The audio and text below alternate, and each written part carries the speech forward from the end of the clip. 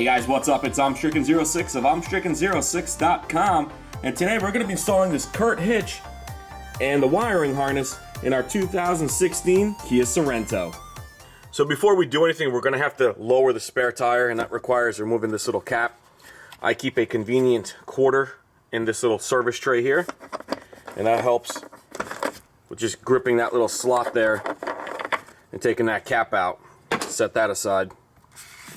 You can use your lug nut wrench, or if you have a impact gun, you can use that.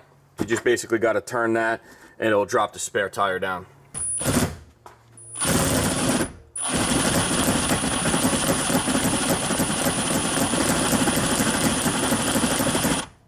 Once you have the spare tire down, you want to concentrate on that center part there. You want to just simply slip out this plug here by feeding it through the hole.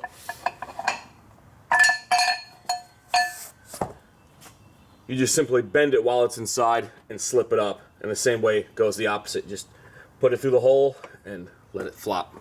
Next, you want to come up to the driver's side and remove those fasteners holding on that body panel. They're just little plastic clips. They're basically overrated push pins. So sometimes the plastic thread is broken, so you might want to just finagle with it a little bit. Sometimes going really, really lightly on them makes it work, but too much pressure of the screwdriver will make it skip threads and it never actually comes out. And there should be another one right back there.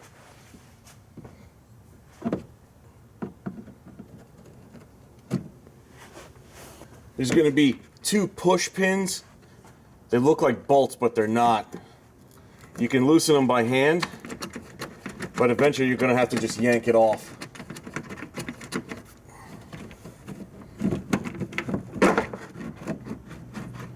Just be careful, because there's going to be sand trapped in here that can get in your eye. And just set that aside. So looking at the exhaust, you're going to see it's hung up by these rubber, they look like giant rubber bands, but they actually is what allows the muffler and the exhaust to sway a little bit and not actually come off. There's going to be one here, there's going to be one there, and there's probably going to be, yep, one right there. So a little bit of spray lubricant like WD-40 and a pry bar or a big screwdriver, and we can just force these right off.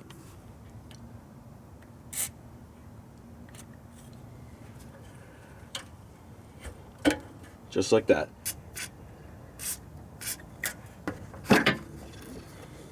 Now be careful, guys, with this last one. This exhaust is going to want to drop down. So try not to lay on it, and make sure you're there to catch it, because it could hurt you.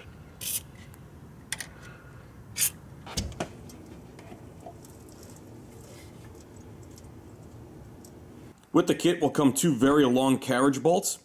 One is going to be a 1/2 inch here on the end, and one's going to be a 7/8 right there. Now, the bigger one goes driver's side, which is left.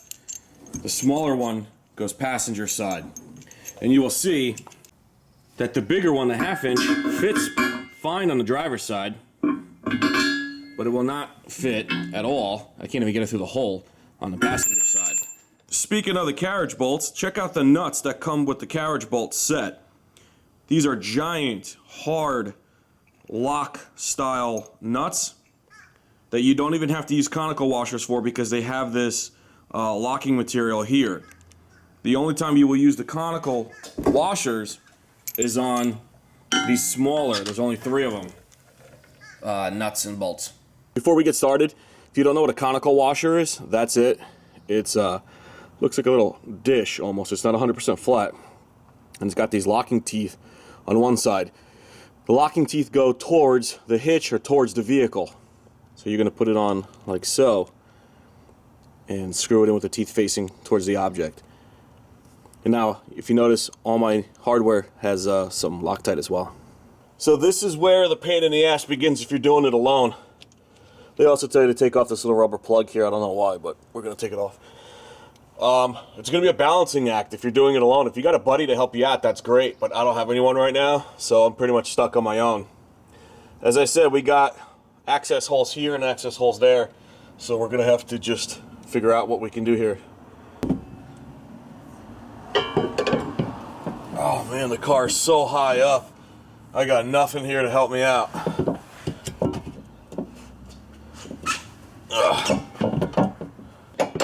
All right, one carriage bolt in.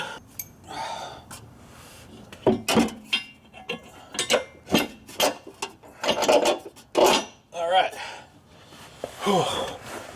Well, that sucked.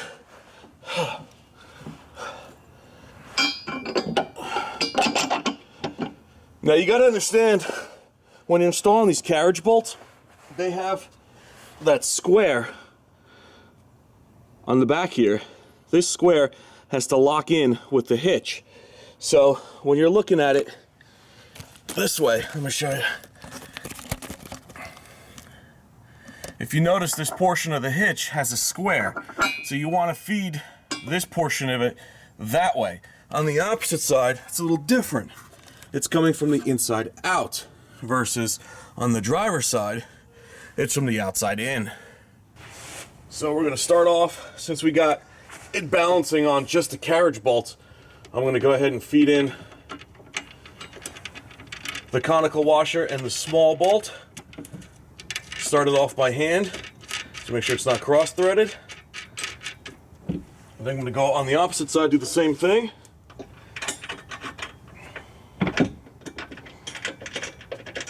The opposite side's going to have two versus just one like the driver's side.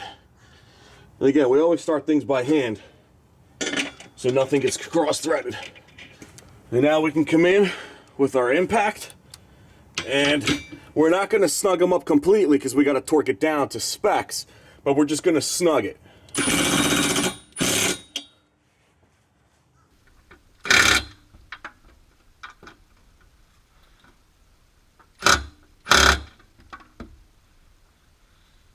We can come back to the carriage bolts and snug those up. And again, we're not fully tightening them down. We're just getting everything nice and snug because we're gonna have to come back with a torque wrench.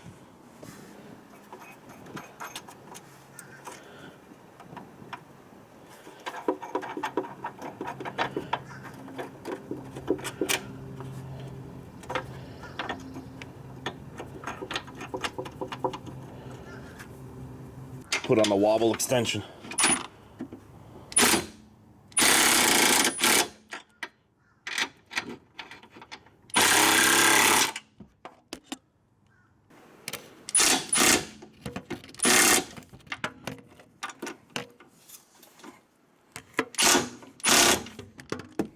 So according to the spec sheet, the 1/2-inch hardware, which is what we have through the driver's side frame rail, gets 110 foot-pounds of torque.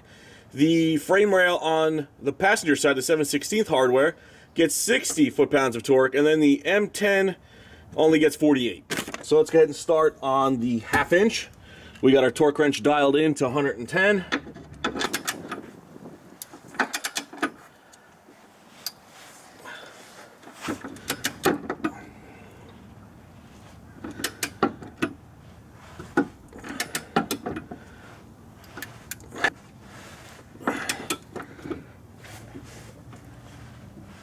All right, that's 110.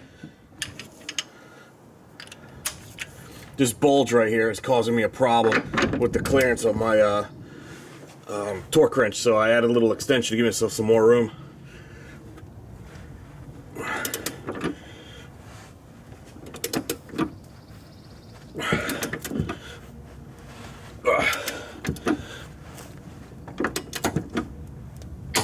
All right, that's 110. On the passenger side, we got 60. It's a little balancing act with pushing the muffler over, so pardon all the shaking. And the other one, 60.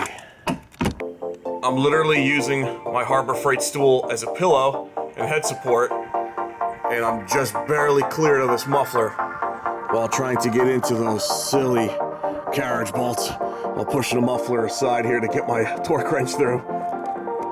So I got my other torque wrench out. We got 48 Well, honestly, I'm doing 50. 48 and 50 is close enough. It's easier than trying to dial it in. There we go. I think I just heard it.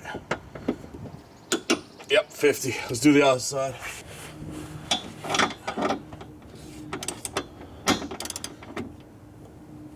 These are also going to be 48 to 50. There we go. Where's the other one? I can't see it. The muffler's in my face.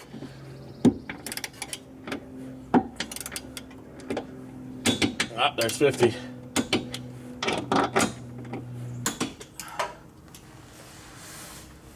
All right, so I'm pretty sure that if you got this far, you know how to put the car back together. You probably don't need me to show you how to do that.